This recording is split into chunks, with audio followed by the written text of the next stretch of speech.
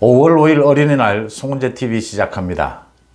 민주당의 이재명이 어제 윤석열 대통령과 여야 원내대표 회동 이 문제와 관련해서 박광훈 원내대표가 자신을 패싱하고 윤 대통령을 만나는 것을 괴념치 않겠다, 상관하지 않겠다라고 일단 양보를 하는 물러섰습니다. 이재명이 왜 이렇게 물러섰을까? 이재명은 어떤 계산을 할까? 한번 따져보고요. 지금 민주당의 이재명도 여러 가지로 자신의 문제, 당의 문제로 골치 아프지만 국민의힘의 김기현 대표도 골치 아픈 일들이 많습니다. 김재원과 태영호의 징계 부분입니다. 이 지금 김재원과 태영호 부분이 갈수록 수그러들어야 하는데 이 문제가 갈수록 더 문제가 커지고 있습니다. 이게 이제 참 정치인이 사고를 칠 때가 많습니다. 본인이 잘못해서건 주변 환경에 의해서건 이 사고를 치고 나면 수습이 되어야 하는데 수습을 어떻게 하느냐, 이것도 굉장히 정치력인데 김재원과 태영호의 경우에는 오히려 계속해서 문제가 커진다라고 하는 겁니다. 김기현 리더십까지 얘기가 되고 있는데 이 부분도 함께 짚어보겠습니다. 먼저 이재명이 어제 기자들에게 대통령께서 야당 대표를 만나는 것이 여러 사정으로 어렵다면 원내대표와 만나는 것도 저는 괴념치 않겠다. 협치를 해야 한다. 지금 민생이 어렵다. 이런 여러 가지 이야기를 했습니다.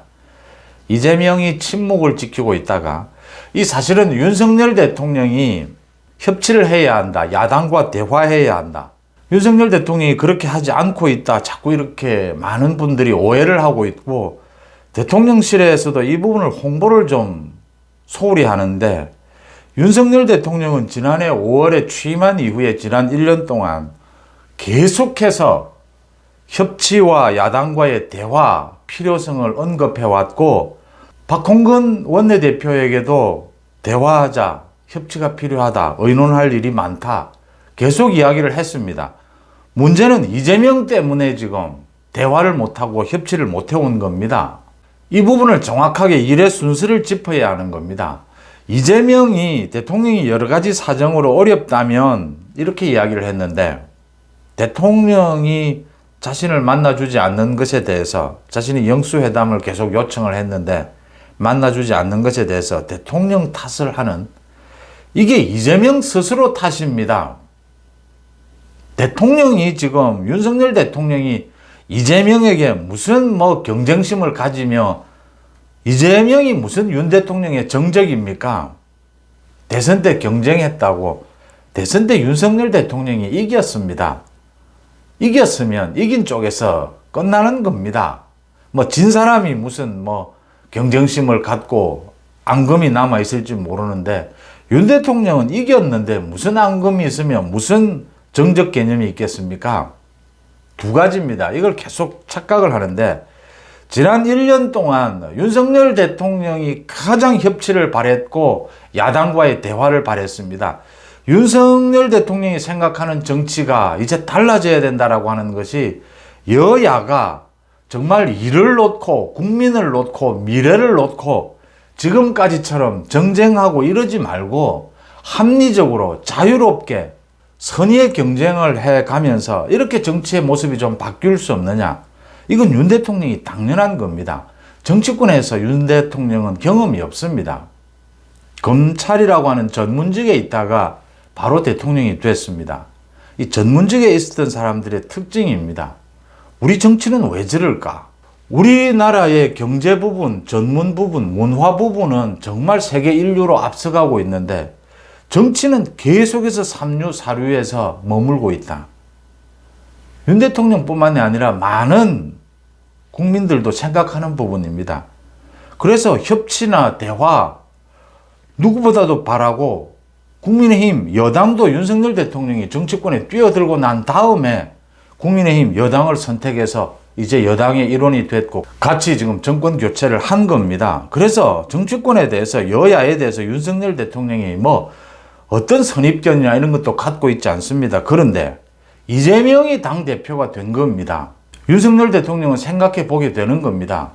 이 검찰 출신으로서 이 피의자를, 범죄 피의자를 야당 대표가 됐는데 이 피의자와 만나는 것이, 협치를 하는 것이 용이하겠느냐.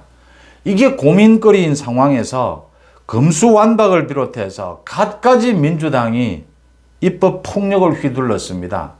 그래서 윤석열 대통령이 주춤주춤하는 사이에 그 다음 결정적인 것은 민주당의 가짜뉴스입니다.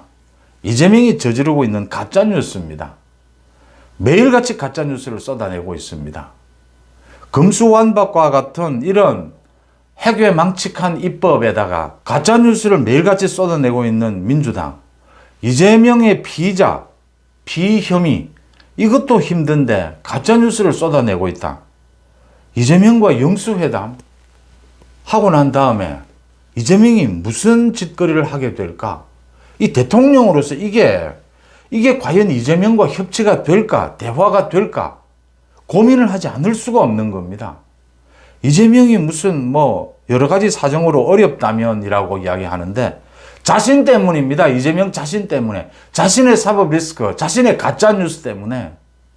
그래서 대통령이 만나고 싶어도 민주당 대표를 못 만나는 겁니다. 그래서 계속해서 박홍근 원내대표에게도 대화를 해보자, 협치를 해보자라고 했는데 박홍근 원내대표가 거부한 겁니다. 이건 민주당을 갈라치기 하려는 것이냐. 민주당을 굳이 갈라치기 해서 무슨 윤 대통령에게 도움이 된다고. 대화하고 협치해야 되죠. 윤석열 대통령의 지지율을 많이 이야기합니다. 국정 방향이 옳고 지금 여러 가지 개혁에 힘을 쏟고 있는데 국회의 뒷받침은 받지 못하지만 왜 지지율이 오르지 않을까? 이 야당과의 대화 협치 부분이 있습니다. 그러니까 지금 30%를 차지하고 있는 중도, 이 중도층에서는 윤석열 대통령, 여권에서 협치나 대화에 먼저 나서야 한다.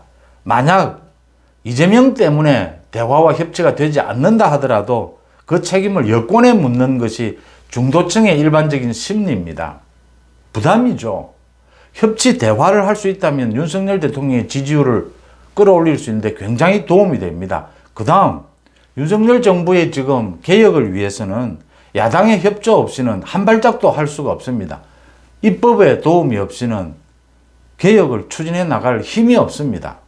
모두 검수완박에 대한 시행령으로 일부 검찰의 수사권을 회복하듯이 모두 한계가 있고 지금 민주당의 반대 속에서 할 수 있는 데까지 최선을 다하는 이런 제한적인 것입니다. 그래서 누구보다도 윤석열 대통령이 계속해서 박홍근에게도 계속 여러 차례 요청을 했는데 민주당이 받아들이지 않는 겁니다. 그런데 이번에 민주당의 원내대표가 박광훈으로 바뀐 겁니다. 그래서 윤석열 대통령이 박광훈에게 여야 원내대표 장소와 시기 불문하고 대통령이 직접 갈 수도 있다. 어떤 형태로든지 대화하자. 협치의 물꼬를 터보자. 언제까지 지금 이렇게 민생 법안을 밀어놓고 있을 것이냐. 그 이야기를 한 겁니다. 이재명은 두 가지입니다. 이재명은 명분이 없습니다. 이재명 자신이 이걸 목리를 부릴 명분이 없습니다.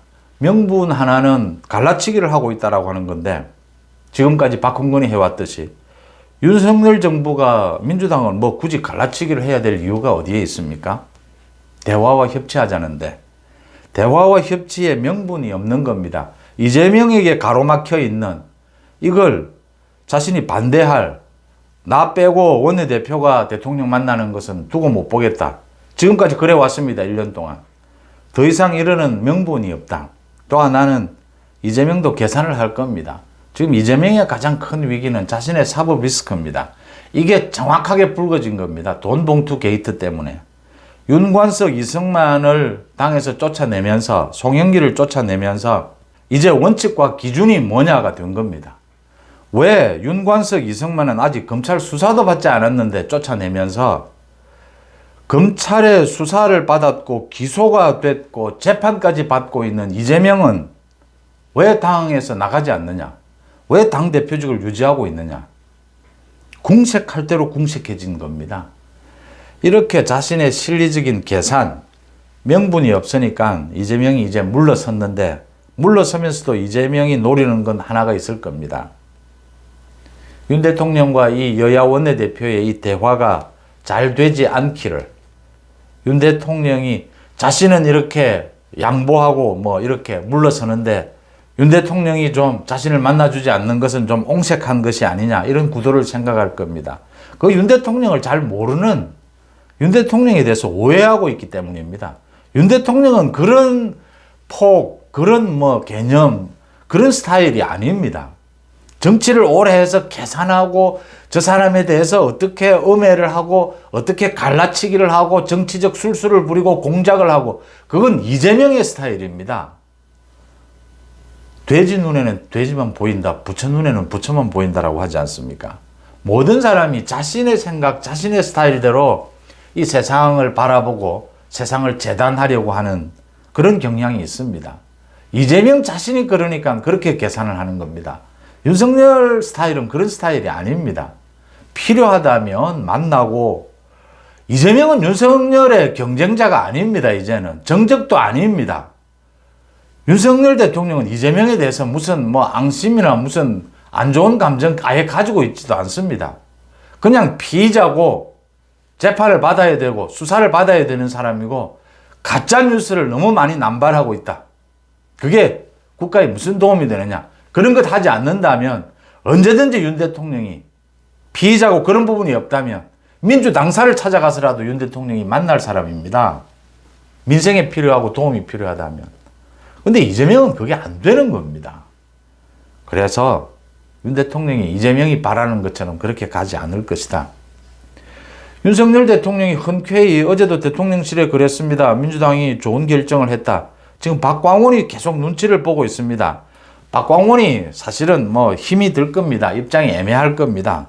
지금 뭐 개딸들의 공격도 받고 있고, 이재명이 지금 뭐 사실은 저렇게 버티고 있는데 박광원이 여러 가지 무리하지 않고 합리적으로 이렇게 가고 싶을 겁니다. 그런데 결단을 내릴 때는 내려야 합니다.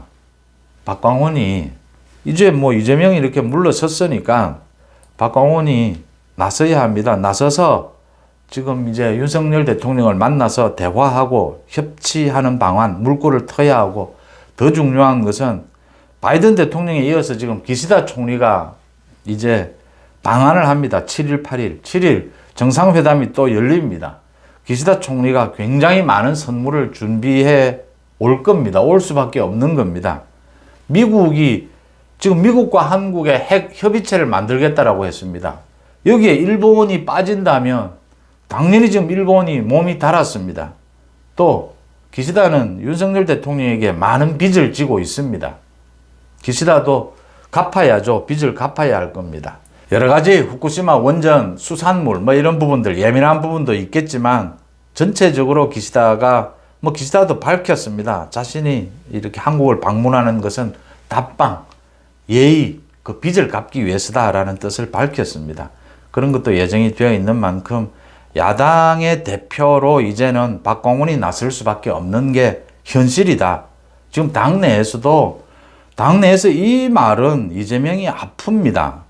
지금 김용과 정진상이 이제 보석으로 풀려나고 6개월입니다. 그게 구속기간이. 그런데 이제 김용 같은 경우는 사흘밖에는 남지 않았다. 그래서 구속기간도 다 되고 해서 이렇게 보석으로 풀려났는데, 정진상은 좀 일찍 풀어준 거죠.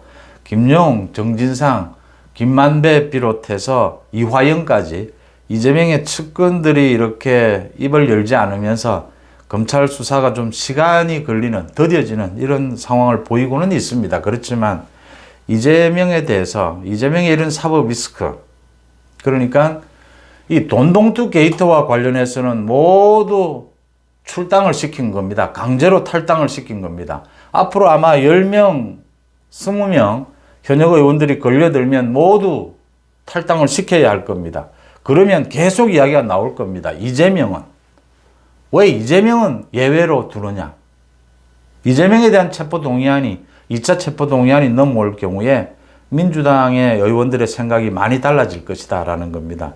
이런 걸 모두 계산해서 박광원도 이제 적극적으로 나설 때가 됐다. 어쩔 수 없는 상황이다. 지금 무엇보다도 윤 대통령이 모든 것을 내려놓고 여야 대화하고 협치하자, 미래로 나아가자 하고 있습니다. 그걸 이재명이라는 사람 하나 때문에 언제까지 발목 잡혀 있을 수는 없다. 박광원의 정치적 활로도 원내대표로서의 성공 여부도 거기에 달려있다. 거기에 걸려있다라고 하는 겁니다. 이재명이 어쩔 수 없이 밀려났다라고 하는 부분 말씀을 드립니다. 국민의힘으로 넘어가 보겠습니다. 김기현 대표가 참 여러 가지로 골치 아픕니다. 뭐 벌써부터 김기현 대표를 흔드는 당 안팎에 이런 세력까지 있습니다. 그건 뭐 의뢰하는 사람들이라고 보고 태영호, 김재원 문제입니다. 태영호와 김재원의 말 실수도 뭐 무겁습니다. 이 정치인이, 그것도 최고위원이 이 당의 지도부를 구성하고 있는 사람이 때와 장소를 가리지 못하면 이게 말의 뜻이 정말 이상해지는 겁니다. 이 일반적인 생활도 마찬가지입니다. 자기 소신이고 뭐 자신의 정치적 계산이고 모두 있습니다. 그런데 어느 때에 자기 위치, 위상을 알고 때와 장소를 구별해 줄 알아야 하는데 그게 안 되면 이제 이렇게 혼란이 빚어집니다. 문제는 김재원도 사고를 치고 난 다음에 이 정광훈 목사가 밖에서 계속 부적절한 이야기를 하면서 이게 일이 더 커져 버린 겁니다. 이 태영호도 뭐 사실 그렇게 큰 말실수는 아닙니다. 그런데 일이 지금 커져 버린 겁니다. 그러니까 대통령실의 공천 개입 의혹, 이 녹취록이 나갔다. 태영호 의원실의 그 보좌관들 손에 의해서 나가게 됐을 것이다. 평소에 보좌관 관리를 어떻게 했길래, 조직 관리를 어떻게 했길래 지금 계속 그 보좌관들이 아니면 알 수 없는 내용들이 터져 나오고 있습니다. 이진복 수석과 대화한 그 내용을 자기가 이야기한 이게 녹취록 유출이 되고 또 후원금을 쪼개기 했다. 이런 건 보좌관들이 아니면 모릅니다. 청년 보좌관을 특혜 채용했다. 이 보좌관들의 분위기, 보좌관들의 세계, 태영호가 지금 북한에서 탈북한 지 4년이 됐다. 보좌관 관리에 실패를 했다. 여러 가지 이야기가 나옵니다. 평양에서처럼 보좌관들을 일을 시켰다. 뭐 아니다. 보좌관들의 인간관계가 너무 끈끈해서 오히려 이런 역작용이 났다. 뭐 여러 가지 이야기가 나오고 있습니다. 그럴 겁니다. 태영호가 뭐 정말 평생 평양 생활을 해왔는데 평양에 익숙할 겁니다. 그리고 우리 지금 국회의원회관에서 그 보좌관들의 묘한 분위기, 의원들의 분위기, 이런 것들이 아직 적응이 안 되는 부분도 있을 겁니다.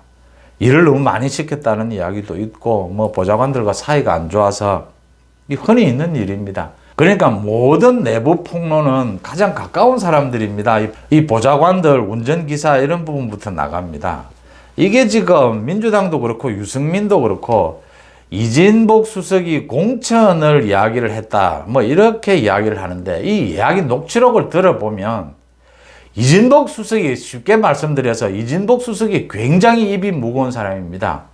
저는 20년 넘게 30년 가까이 이진복 수석과 이렇게 이 기자로서 또 정치인으로서 관계를 맺어왔는데 입이 굉장히 무겁고 신중한 사람입니다.